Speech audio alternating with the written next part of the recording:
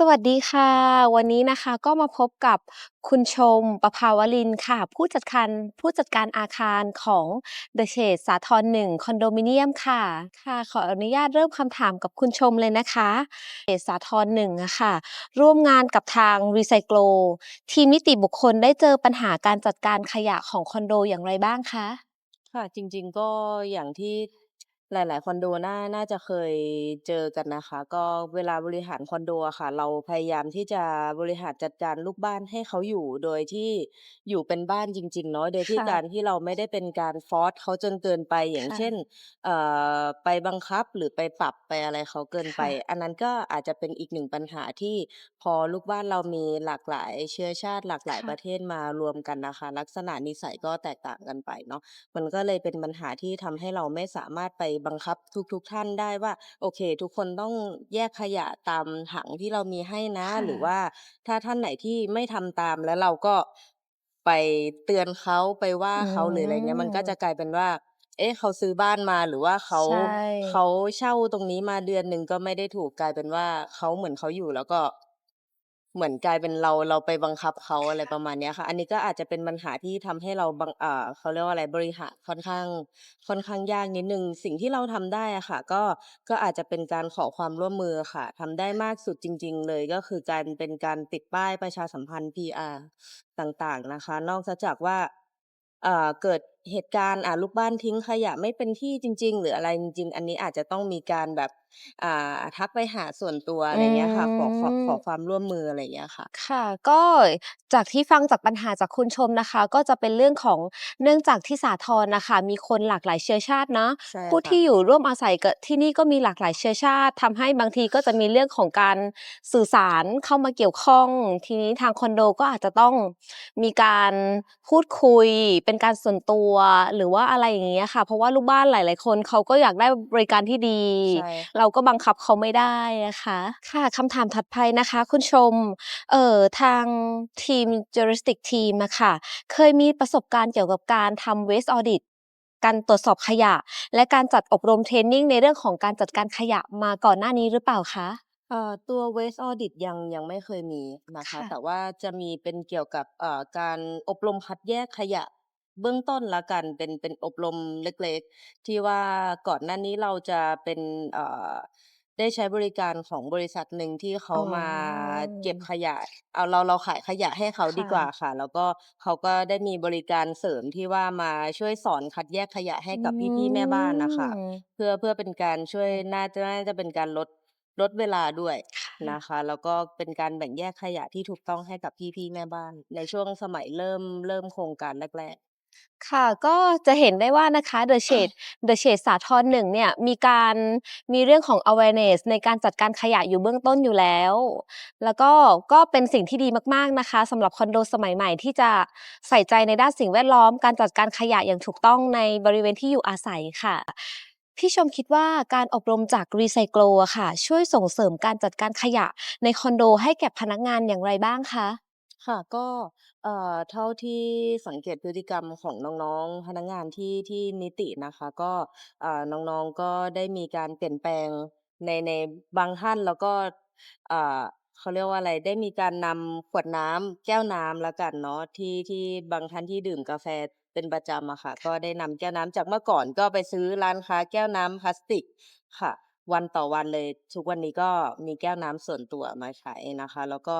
บางท่านก็เริ่มมีการจัดการ Food Waste นะคะมีการคัดแยก Food Waste เป็นเขาเรียกว่าอะไรทิ้งเศษอาหารก่อนไม่ทิ้งรวมนะคะแล้วก็รวมถึงพี่ๆแม่บ้านเหมือนกันก็เริ่มมีการใช้เป็นตัวกล่องอาหารค่ะนะคะที่ว่ามีการจัดการเข้ามารับประทานในโครงการจากเมื่อก่อนที่ว่าก็หิ้วถุงพลาสติก อืเข้ามาในโคม รงการประมาณนี้ค่ะค่ะเรียกได้ว่าเหมือนมีการปรับเปลี่ยนพฤติกรรมการใช้ชีค่ะวิตในบางส่วนนิดหน่อย แล้วก็ค่ะมีคอนเซปต์ในเรื่องของการไม่เทรวม ประ นะมาณนั้นคะค่ะค่ะก็ถือว่าเป็นสิ่งที่ดีเหมือนเริ่มจากอะไรเล็กๆน้อยๆไม่ว่าจะเป็นเรื่องของแก้วน้ำกล่องอาหารเป็นเรื่องที่ใกล้ตัวของเรามากซึ่งเอมมี่ก็มองว่าเป็นสิ่งที่ค่อนข้างดีนะคะที่เราสามารถปรับเปลี่ยนพฤติกรรมตรงนี้ได้ค่ะมาถึงในคำถามถัดไปนะคะคุณชมคิดว่าผู้อยู่อาศัยหรือพนักงานได้ข้อเสนอแนะใน เกี่ยวกับการจัดการขยะในปี 2025 ค่ะ ปีนี้นะคะ อย่างไรบ้างคะ? ค่ะก็จากฟีดแบ็กลูกบ้านน่ะค่ะตอนนี้เราก็เบื้องต้นตั้งแต่เริ่มโครงการแล้วกันเนาะเราก็ได้มีการแบ่งแยกถังขยะอย่างชัดเจนอยู่แล้วสิ่งหนึ่งที่เรายังไม่มีให้เราก็อาจจะเป็นเรื่องที่คิดว่ามองข้ามหรือเปล่ายังไม่แน่ใจอะนะคะแต่ว่าก็เป็นที่ทุกครัวเรือนใช้งานแล้วกันก็คือตัวน้ำมัน อ๋อ ก็คือเป็น cooking oil เนี่ยแหละที่หลังจากใช้เสร็จบางครัวเรือนอาจจะไม่ได้ตระหนักถึงเนาะใช้ค่ะ เสร็จทอดอะไรเสร็จแล้วก็ทิ้งลงตัวซิงค์ล้างจานเลยค่ะ ซึ่งตรงนั้นน่ะค่ะเป็นปัญหาหลักเลยในส่วนของการบริหารจัดการงานระบบของคอือนโด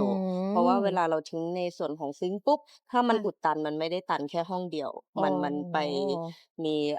เขาเรียกว่าอะไรมันไปกระทบกับห้องอื่นๆบางอืทีอาจจะต้องขอเปิดม ท่อของห้องด้านล่างหรืออืด้านบนในการซ่อมแซมตรงม เนี้ยค่ะเราก็เลยได้คมี่ะ การ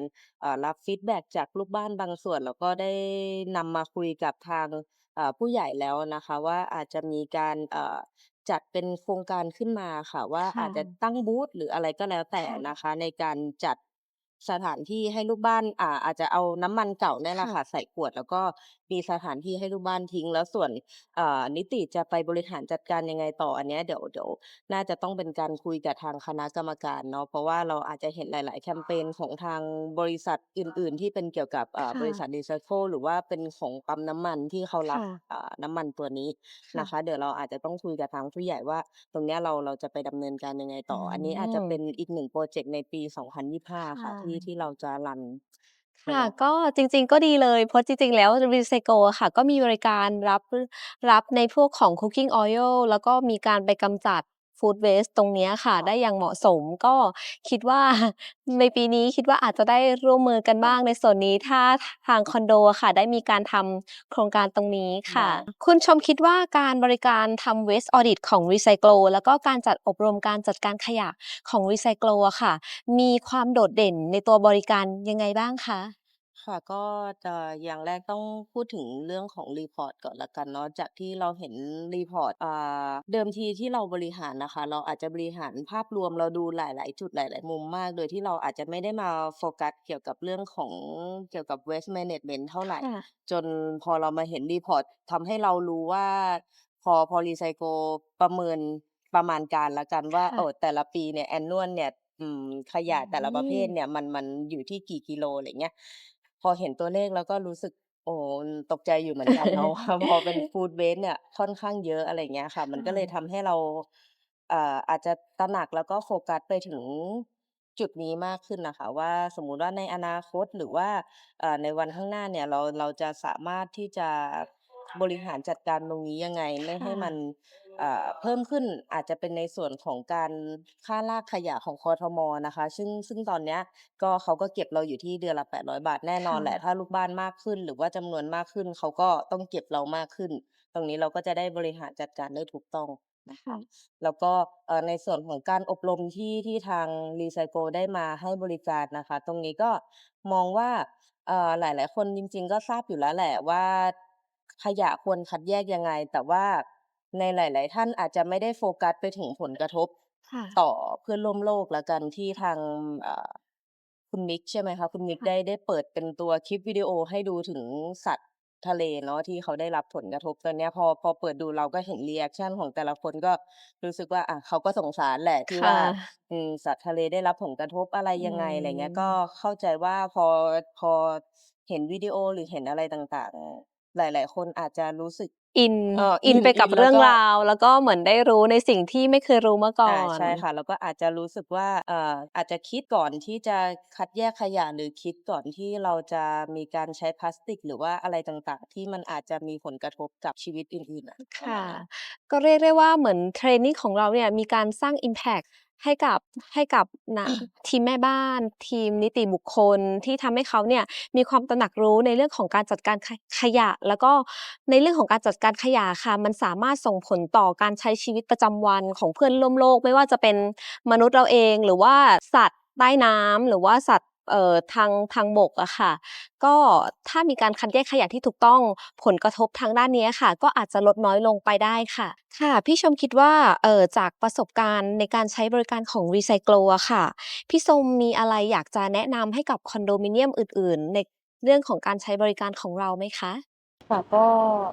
จากคำตอบทั้งหมดที่เราได้คุยกันไปเนาะก็อาจจะเป็นเกี่ยวกับการบริการภาพรวมค่ะไม่ว่าจะเป็นในส่วนของรีพอร์ตที่ทาง Recycle ได้เข้ามา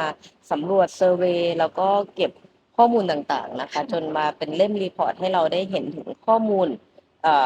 รายวันจนถึงรายปีเลยว่าแต่ละปีเนี่ยเราอาจจะมีจำนวนขยะแต่ละประเภทได้เท่าไหร่ทำให้การบริหารจัดการของทางนิตินะคะฝ่ายบริหารเนี่ย ง่ายมากยิ่งขึ้นไม่ว่าจะเป็นการจัดการในส่วนของพี่ๆแม่บ้านหรือการค่ะคำนวณงบประมาณค่าใช้จ่ายในการจัดการของค่าลากขยะค่ะนะคะแล้วก็อีกหนึ่งบริการก็คือในส่วนของการอบรมอย่างที่แจ้งไปก็คือเป็นความรู้อาจจะเป็นความรู้ที่เรารู้กันมาอยู่แล้วหรือความรู้ใหม่ๆที่เราได้รู้เพิ่มเติมค่ะนะคะรวมถึงสิ่งต่างๆที่เราอาจจะยังไม่ได้เคยเห็นหรือเคยสัมผัสหรือมันอาจจะไกลตัวเรามากๆเนาะบางทีเราไม่รู้เลยว่า เต่าทะเลมันมีชีวิตยังไงจนมีคนมาเปิดให้เราดูนี่แหละเพราะว่าแน่นอนชีวิตปกติเราคงไม่ได้วันอืนี้ดูชีมวิตเต่าทะเลหน่อยละกันโอเคอะไรอย่างเงี้ยค่ประมาณะนั้นจนมีคนเปิดให้ดูเราก็ถึงมองว่าชีวิตหนึ่งมันก็ต้องลำบากขนาดนี้ด้วยการใช้ชีวิตของพวกเราอะไรประมาณนั้นนะคะอืมก็มองว่าเป็นอีกหนึ่งบริการที่โอเคค่ะที่มองว่าหลายๆ คอนโดหลายๆนิติบุคคลก็อยากให้ร่วมมือหรือว่าอยากให้ลองได้เข้าร่วมอบรมดูค่ะก็หวังว่าจะได้ประโยชน์เหมือนกับที่ทาง The Shade ได้รับค่ะวันนี้ขอขอบคุณนะคะคุณชมค่ะเป็นผู้จัดการอาคารของ The Shade สาทร1นะคะวันนี้ก็ขอบคุณที่มาร่วมแชร์ประสบการณ์แล้วก็ความประทับใจในการใช้บริการแล้วก็ประโยชน์ที่ได้รับจาก Recyclo นะคะวันนี้ก็ขอบคุณมากๆค่ะยินดีค่ะค่